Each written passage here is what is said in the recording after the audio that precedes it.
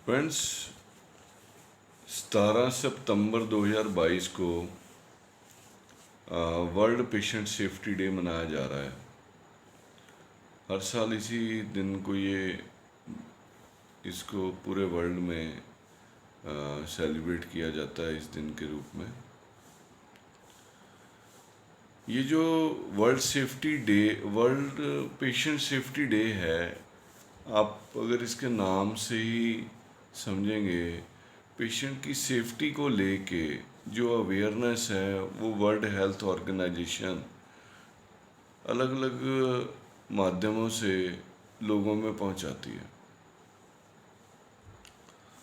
Friends, अगर patient safety day है तो ऑब्वियस है बात पेशेंट की सेफ्टी से ही जुड़ी हुई हम करेंगे।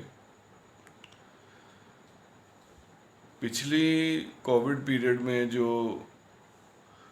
मेडिकेशंस के कारण, एरर्स के कारण लोगों की शरीर को, लोगों की ज़िंदगियों को जो नुकसान हुआ है, उस सभी को देखते हुए WHO ने इस बार के वर्ल्ड पेशेंट सेफ्टी डे की जो थीम रखी है वो है मेडिकेशन सेफ्टी।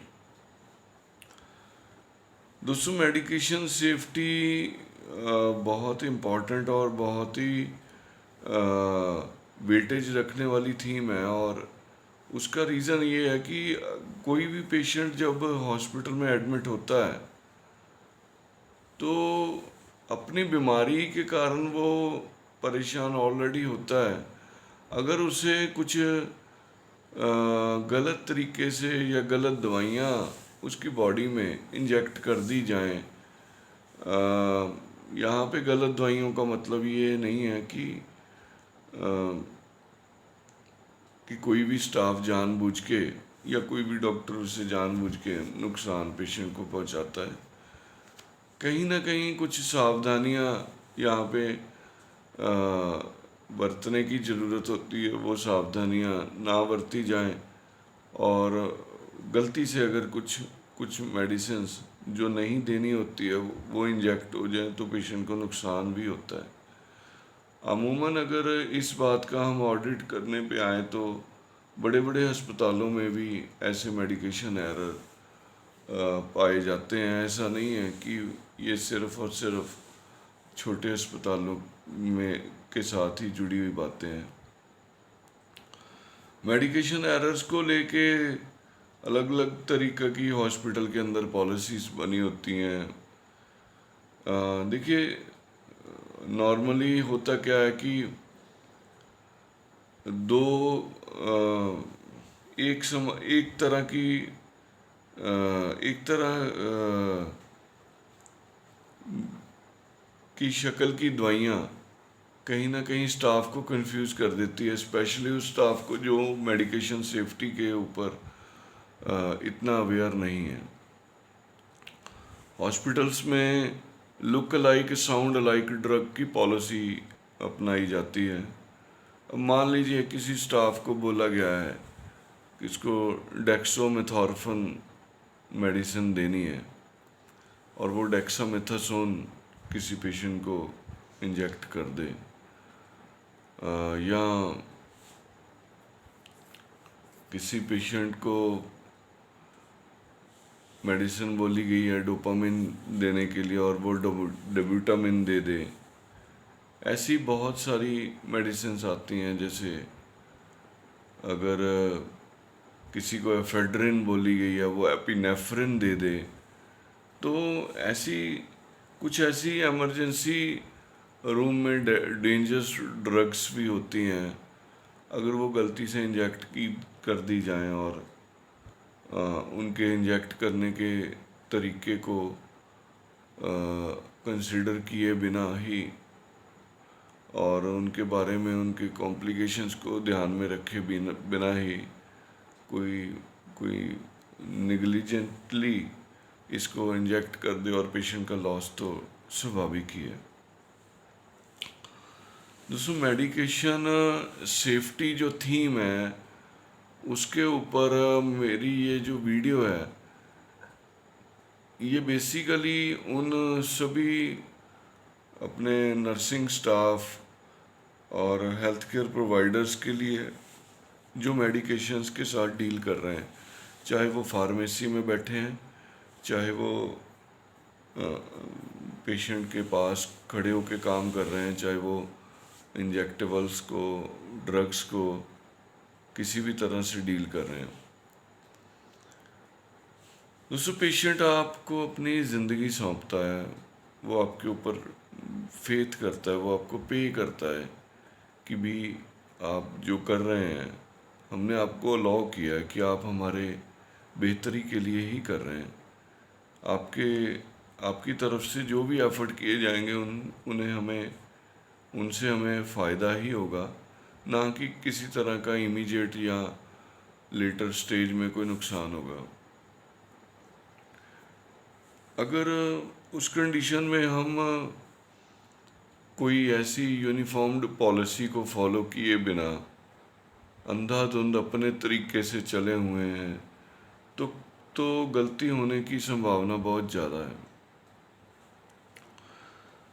दोस्तों, मेडिकेशन सेफ्टी को लेके जो चीज़ें स्टाफ को करने वाली हैं वो यही हैं कि जब भी वो फार्मेसी से इंडेंट डाल के या फार्मेसी से ऑर्डर रिक्वेस्ट डाल के पेशेंट की मेडिसिन मंगवाएं, तो पेशेंट की मेडिसिन मंगवाने से पहले इस चीज़ की पहले तो क्रॉस चेक करें कि जो डॉक्टर ने प्रिस्क्रिप्शन दी है, वो डॉक्टर की प्रिस्क्रिप्शन में किसी भी मेडिसिन के अगर उन्हें स्पेलिंग नहीं क्लियर है तो वो डॉक्टर से उसे रीचेक करवाएं। दूसरा पॉइंट आ जाता है कि जब भी वो प्रिस्क्रिप्शन को राइट डाउन करके इंडेंट करें तो हूबहू वही मेडिसिन मंगवाई जाए, कन्फ्यूजन की स्टेट में अपनी तरफ से कुछ भी ना जोड़ें।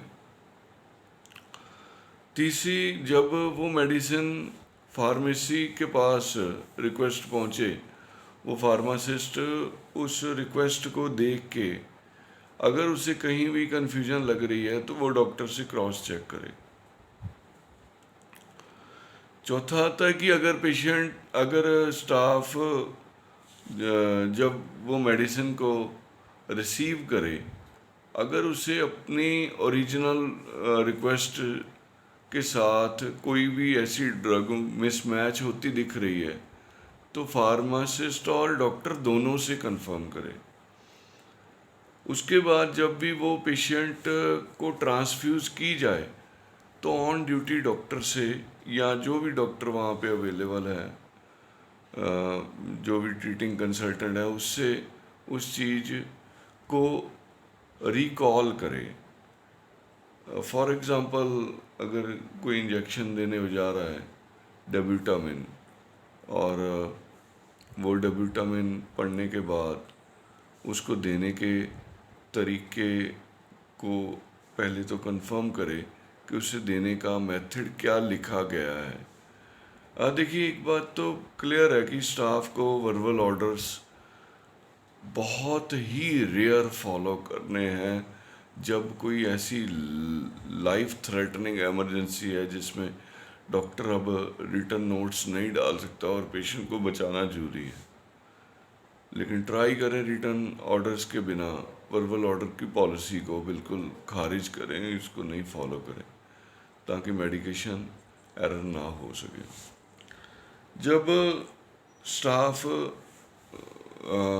मेडिसिन को फिलअप कर ले, इंजेक्शन को फिलअप कर ले, तो देने से पहले एक बार ड्रग रिकॉल ज़रूर करें। रिकॉल करने का फ़ायदा ये होता है कि कई बार वो मेडिसिन देने का तरीका उसका गलत होता है और वो इन्फ्यूज़ करने लगता है और डॉक्टर उसी समय उसे रोक सकता है, फिर भी कहीं ना कहीं मेडिकेशन एरर होते होते बच सकता है। अब दोस्तों, मेडिकेशन देने के बाद उसकी कॉम्प्लिकेशंस को लेके मैनेज करना ये कोई अच्छी बात नहीं है, ये तो करना ही पड़ेगा। लेकिन उससे पहले अगर आप ये सारे स्टेप्स को लेके फॉलो करते हैं तो मेडिकेशन सेफ्टी को माइंड में रखते हैं कि भी पेशेंट को दवाई अननेसेसरी कोई ना जाए और उससे उसका कोई नुकसान ना हो, वो ज़्यादा इम्पोर्टेंट है। होता ये है कि अगर आप वर्ल्ड हेल्थ ऑर्गेनाइजेशन की बात करें या डिफरेंट डिफरेंट हेल्थ एजेंसीज की बात करें, देखिए हर एंटीबायोटिक के साइड इफ़ेक्ट भी साथ में लिखे होते हैं जब भी फार्मास्यूटिकल कंपनी उसे लॉन्च करती है। उसकी डोज भी लिखी होती है। बॉडी आप स्टाफ कई बार इस चीज़ को थोड़ा मजाक में समझता है, कोई बात नहीं, किसी को इंजेक्शन एंटीबायोटिक कोई ऐसा चला गया जो बहुत सुपीरियर है तो देना नहीं था लेकिन दे दिया, कोई दिक्कत नहीं है। देखिए आपके लिए कोई दिक्कत नहीं है, लेकिन जो पेशेंट है जो इस चीज़ को फेस कर रहा है, हो सकता है वो उसकी बॉडी ऐसी रेजिस्टेंट हो जाए कि वो बाद में छोटे एंटीबायोटिक्स उसे फ़ायदा करना बंद कर दें और पता लगे कि उसे उसे अब उससे भी बड़े एंटीबायोटिक्स की ज़रूरत पड़ने लग पड़ी है। देखिए ये कुछ छोटी छोटी चीज़ें हैं जो आपको ध्यान में रखनी है, और इस चीज़ का ज़रूर एक ऑडिट ज़रूर करें कि आप यहाँ पे आप काम कर रहे हैं, आपने एक महीने में या एक हफ्ते में आपने मेडिसिन से रिलेटेड कितनी गलतियाँ की हैं। ये ऑडिट सिर्फ अपने लिए है, आप अपने अंदर रख सकते हैं, आप इस चीज़ को असेस कर सकते हैं। तो अगर हर स्टाफ ये सोचना शुरू कर देगा कि मैंने अपने पेशेंट की मेडिसिन से कोई भी एरर नहीं किया और मेडिकेशन की सेफ्टी को ध्यान में रखा है, तो मुझे लगता है कि वो अपने अपने पेशेंट को मैनेज करता करता दुनिया में सभी स्टाफ, सभी हेल्थ केयर प्रोवाइडर अपने पेशेंट्स को अच्छा मैनेज करना शुरू कर देंगे और हमारा वर्ल्ड पेशेंट सेफ्टी डे मनाने का जो पर्पस है वो सॉल्व हो जाएगा। दोस्तों, अगर आपको ये मेरी वीडियो पसंद आती है तो आप इसे प्लीज़ शेयर करिए और मेरे चैनल को सब्सक्राइब करिए। मैं आगे भी ऐसे कुछ एफर्ट्स अपनी तरफ से करता रहूँगा। और जो पेशेंट हैं, जो पेशेंट के अटेंडेंट हैं, उनके लिए भी एक छोटा सा मैसेज है कि वो स्टाफ से इस चीज़ का उनका राइट है, वो स्टाफ से इस चीज़ को दोबारा से कंफर्म कर सकते हैं कि जो आप हमें स्लिप मेडिसिन लाने के लिए दे रहे हैं फार्मेसी से, वो क्या आपने उसको डॉक्टर साहब की स्लिप के साथ मैच कर लिया है। आपको बड़े हम्बल वे के साथ उनसे बात करनी है, इसमें कोई लड़ने वाली बात नहीं है। आप अगर अच्छे तरीके से उनसे बात करते हैं और उनको अपना जो वैलिड पॉइंट है समझाते हैं, मुझे नहीं लगता है कि आपके राइट को वो एक्सप्लॉइट करेंगे, वो आपको वैलिड आंसर भी देंगे। Thank you. जय हिंद।